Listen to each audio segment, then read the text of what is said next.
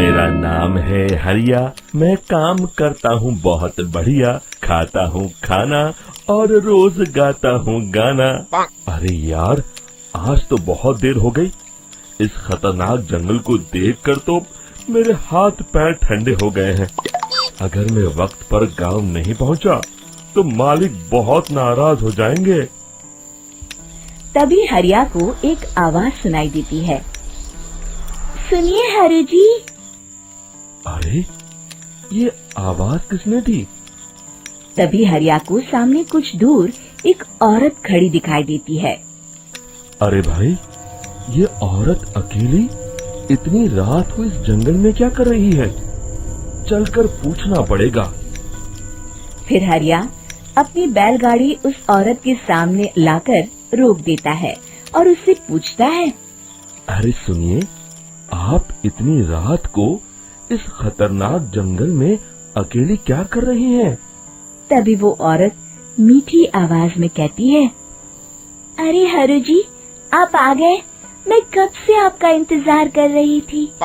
वैसे तो यहाँ से काफी लोग गुजर चुके हैं, लेकिन मैं खास आपका इंतजार कर रही थी।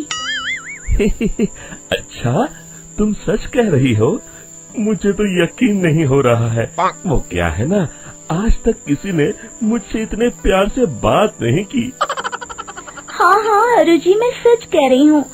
अब देर मत करिए और जल्दी से मुझे मेरे घर तक छोड़ दीजिए। हाँ हाँ, कौन सी बड़ी बात है, अभी छोड़ देता हूँ।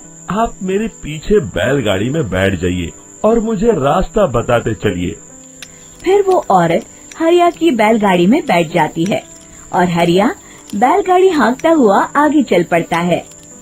फिर उस औरत के बताए हुए रास्ते पर चलते चलते हरिया बैलगाड़ी लेकर एक काली गुफा के आगे आकर रुक जाता है। हरिया उस औरत से पूछता है, हाँ देवी जी, आपका घर कहाँ है? यहाँ तो एक गुफा के अलावा और कुछ नहीं है। तभी अचानक वो औरत हवा में उड़ने लगती है। देखते ही देखते उसका सुंदर रूप एक डरावनी चुड़ैल में बदल जाता है और वो जोर जोर से हंसती है। अरे तू तो एक नंबर का बेवकूफ निकला। तू तो बड़ी आसानी से मेरी बातों में आ गया। अरे मर गया रे, ये तो एक चुड़ैल है। हे भगवान बचा ले, ये तो बड़ी डरावनी दिखाई दे रही है। और फिर अगले ही पल हरिया की बैलगाड़ी में रखा सारा सामान हवा में उड़ता हुआ उस काली गुफा के अंदर चला जाता है और वो चुड़ैल भी उस गुफा के अंदर जाकर कहीं गायब हो जाती है। हरिया ये नजारा देख बुरी तरह घबरा और परेशान हो जाता है। अरे, ये चुड़ैल तो मेरा सारा सामान लेकर गुफा में गायब हो गई। अब क्या होगा? अगर मैं गांव खाली हाथ गया तो मालिक मेरी अच्छी खबर लेंगे। मेरी इस बात का कोई यकीन भी नहीं करेगा। फिर आखिर वही हुआ। हरिया के मालिक चंपक सेठ को हरिया की किसी भी बात पर रत्ती भर भी यकीन नहीं हुआ। चंपक सेठ को लगा हरिया झूठ बोल रहा है और उसने ही लालच में आकर सारा सामान हड़प कर लिया है। फिर हरिया को बेईमान समझकर चंपक सेठ उसे काम से निकाल देता है।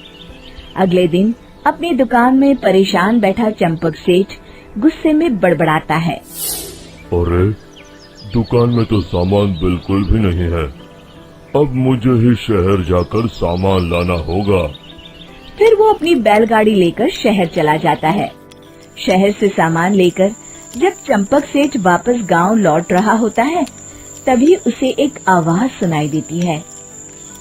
चंपक जी, ओ चंपक जी। अरे, ये तो कोई मेरा नाम लेकर मुझे पुकार रहा है। फिर उस रास्ते में वही औरत खड़ी दिखाई देती है। फिर क्या था, हरिया की तरह चंपक सेठ भी उस औरत के पास अपनी बैलगाड़ी लेकर जाता है और वो भी उसकी चिकनी चुपड़ी बातों के मुंह जाल में फंस जाता है। फिर चुड़ैल उसे भी अपनी गुफा तक ले जाती है और उसका सारा सामान लेकर गुफा में गायब हो जाती है। बेचारा चंपक सेठ लाचार होकर खाली हाथ गांव लौट आता है। फिर ये उस जंगल में रोज की बात हो जाती है। जो कोई भी शहर से कुछ लेकर गांव की तरफ लौटता, वो चुड़ैल उसे बेवकूफ बनाकर उसका सारा सामान लेकर गुफा में गायब हो जाती। एक दिन हरिया एक लकड़हारे को उसी जंगल की तरफ जाते हुए देखता है। फिर हरिया उसे रोकते हुए कहता है, अरे भाई, क्यों अपनी मौत को दावत दे रहे हो? मेरी बात मानो, आगे जंगल में मत जाओ, वहाँ एक बड़ी भयानक चुड़ैल रहती है।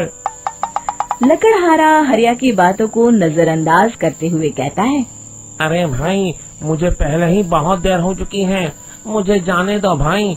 शाम तक लकड़ियाँ काट कर शहर के बाजार में बेचना है। तुम अपनी ये कहानी किसी फुर्सत में बैठे इंसान को सुनाओ, मैं तो चला।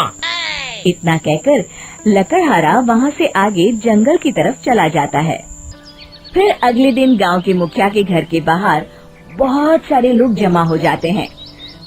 तभी हाथ में कुल्हाड़ी लिए खड़ा लकड़हारा कहता है, अरे मुखिया जी, अब आप ही हमें बचाइए उस जंगल वाली चुड़ैल से।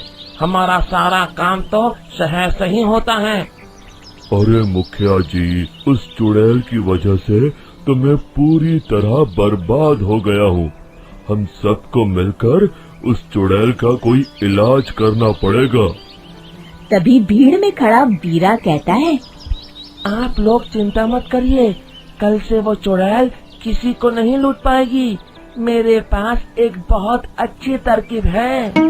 तभी चंपक सेठ उसका मजाक उड़ाते हुए कहता है, अरे तेरा नाम वीरा है तो क्या हुआ? तूने अभी उस चुड़ैल को देखा नहीं है? जाकर अपना काम कर, बड़ा आया।